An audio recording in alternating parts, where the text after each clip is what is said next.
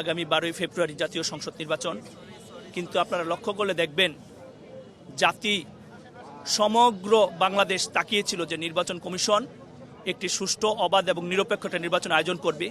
কিন্তু আপনারা ইতিমধ্যে দেখেছেন যে পোস্টাল ব্যালট, দেশের বাইরে আমাদের প্রবাসী ভাইরা যারা অবস্থান করছে তাদের জন্য যে ব্যালট পেপার পাঠানো হয়েছে, এই ব্যালট পেপার তাদের মাঝে না পৌঁছে একটি দলের, একটি সংগঠনের বাসায়, অফিসে এই ব্যালট পেপার পৌঁছেছে। আমাদের কথা হলো ধানের শীষের প্রতীক কোথায় আসলো এটা সবচেয়ে বড় কথা নয়, এটার তো বিতর্ক রয়েছেই। আমার কথা হলো এটা জামাতের অফিসে কিংবা জামাতের বাসায় কি করে গেল, এবং অন্যান্য যে আমাদের প্রবাসী ভাইয়েরা তাদের কাছে আজ অবধি কোনো ব্যালট পৌঁছায়নি। আমরা জাতীয় দল মনে করি এটা এক ধরনের স্বেচ্ছাচারিতা, এটা এক ধরনের ইলেকশন ইঞ্জিনিয়ারিং এবং কারচুপির যে মাস্টার প্ল্যান তারই অংশ বিশেষ। তারা একতরফাভাবে অন্তর্বর্তীকালীন সরকারের যে উপদেষ্টা ছিলেন, দুজন ছাত্র উপদেষ্টা, তাদের সুরে ইঞ্জিনিয়ারিং করার জন্য তারা কাজ করে যাচ্ছে। এখন এখানে সবচেয়ে বড় মাস্টার মাইন্ড হিসেবে কাজ করছে জামাত ইসলাম। ঠিক আছে, আমরা এর তীব্র নিন্দা জানাই এবং প্রতিবাদ জানাই। আপনারা লক্ষ্য করলে আরও দেখবেন যে তফসিল ঘোষণার পর সারা বাংলাদেশে ইলেকশন, সিলেকশন এগুলো সব বন্ধ থাকার কথা। তারা প্রজ্ঞাপন জারি করলো, পুনরায় একটি দলের চাপে শাহজালাল বিশ্ববিদ্যালয়ের মতো আবার ছাত্র সংসদ চালু করেছে, নির্বাচন হবে। ওদেরকে বলেছে নির্বাচন হবে না বলে তাদের সকল কার্যক্রম বন্ধ করে দিয়েছে। হঠাৎ করে ফায়দা লুপার জন্য আবার তাদেরকে বলা হয়েছে যে নির্বাচন হবে।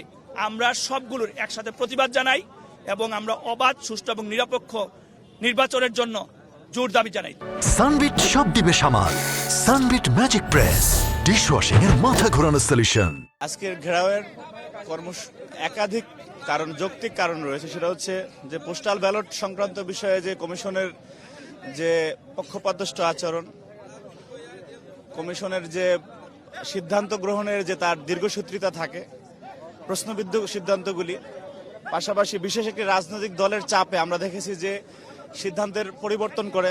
এমনকি আমরা দেখেছি সাস্টে যেটা হলো আর কি, শাহজালাল বিজ্ঞান ও প্রযুক্তি বিশ্ববিদ্যালয় বিষয়ে একটি নজিরবিহীন প্রজ্ঞাপন তারা দিল, এবং সেই প্রজ্ঞাপনটি দেওয়ার পরে তারা স্ববিরোধিতা করলো। আবার একটি বিশেষ দলের নেতাকর্মীরা এখানে এসে যখন প্রভাব দেখালো, সেই প্রভাবের কারণে তারা সিদ্ধান্তের পরিবর্তন করলো। একটি স্বাধীন নির্বাচন কমিশনের কাছ থেকে এই ধরনের আচরণ প্রত্যাশিত না।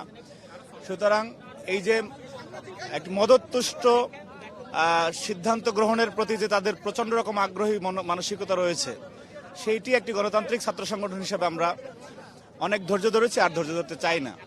সুতরাং তারা যদি মনে করে যে কারো তারা দাসত্ব গ্রহণ করবে, সে দাসত্ব গ্রহণ করার জন্য আমরা এই দেশে দীর্ঘ সময় সংগ্রাম করি নাই। সুতরাং সেই কারণে আজকের এই ঘেরাও কর্মসূচি, তাদেরকে এই বিষয়ে স্পষ্ট ব্যাখ্যা দিতে হবে যে না, তারা এই যে পোস্টাল ব্যালট সহ বিভিন্ন বিষয়ে যে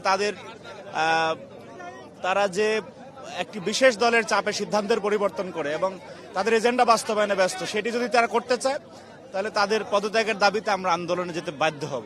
আমরা এখনো চাই যে আপনার তাদের অধীনে একটি বাংলাদেশের মানুষের বহুল প্রতীক্ষিত একটি নির্বাচন, যে গণতান্ত্রিক ব্যবস্থার জন্য বাংলাদেশের মানুষ দীর্ঘদিন সংগ্রাম করেছে, 3টি জাতীয় নির্বাচনে ভোট বঞ্চিত ছিল, সেটি যাতে তাদের মাধ্যমে সম্পাদিত হয়। সুতরাং আমাদের ভদ্রতাকে ওনারা যদি দুর্বলতা মনে করে বিশেষ গোষ্ঠীকে সুবিধা দিতে চায়, তার পরিণাম তাদেরকে ভোগ করতে হবে।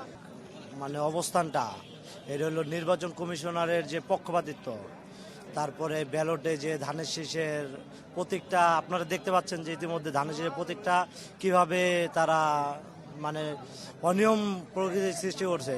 এই কারণে আজকে আমাদের নির্বাচন কমিশনের যেন পক্ষপাতিত্ব না থাকে সেই উদ্দেশ্যে ছাত্র দলে জানান দেওয়া আর কি। এই আমাদের আজকের কর্মসূচি হচ্ছে নির্বাচন কমিশনের অনিয়ম।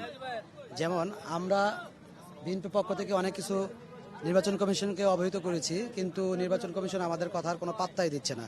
জামাত এবং অন্যান্য জামাতের সাথে শরিক যারা আছে তারা একটা কথা বলে সেটাকে প্রাধান্য বেশি দিচ্ছে, বিএনপিকে কোনো প্রাধান্য দিচ্ছে না। এই জন্য আজকের কর্মসূচি হচ্ছে আমাদের কয়েকটি উল্লেখযোগ্য বিষয় নিয়ে। যদি আমাদের সিনিয়র নেতৃবৃন্দ যদি এই বিষয়গুলো যদি সুরাহা করতে পারে তাহলে আমাদের কর্মসূচি আজকের দিনই শেষ হয়ে যাবে। যদি এটাকে সুরাহা না হয় তাহলে এটা চলমান প্রক্রিয়া চলতে থাকবে। এই হচ্ছে আজকে আমরা যে এখানে যে দাবিতে এসেছি, আপনি জানেন যে একটি পোস্টার ব্যালট ছাপানো হয়েছে। সেই ব্যালটের মধ্যে ধানের শীষের প্রতীককে এমন একটি জায়গায় দেওয়া হয়েছে, এটা খুবই দুঃখজনক। এটা নির্বাচন কমিশনের খুবই পরিকল্পিত এবং এটা একটি দলের এজেন্ডা বাস্তবায়ন করার জন্য ধানের শীষ প্রতীককে সেই ব্যালট পেপারে ছাপানো হয়েছে।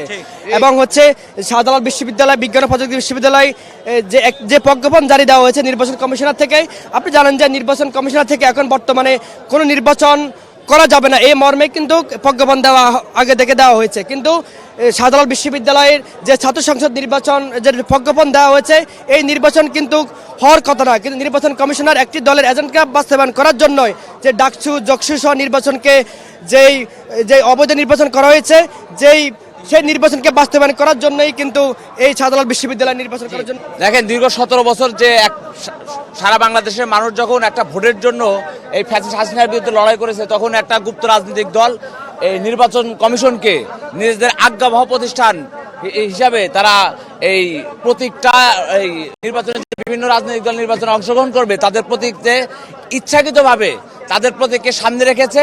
এবং বাংলাদেশের যে জনপ্রিয় প্রতীক ধানের শীষ প্রতীক, সেই প্রতীকটা হচ্ছে তারা হচ্ছে একদম মনে করেন যে জনগণের যারা দেখতে না পারে একদম মনে করেন ব্যালট পেপারের নিচে অগোচরে রেখেছে আর কি।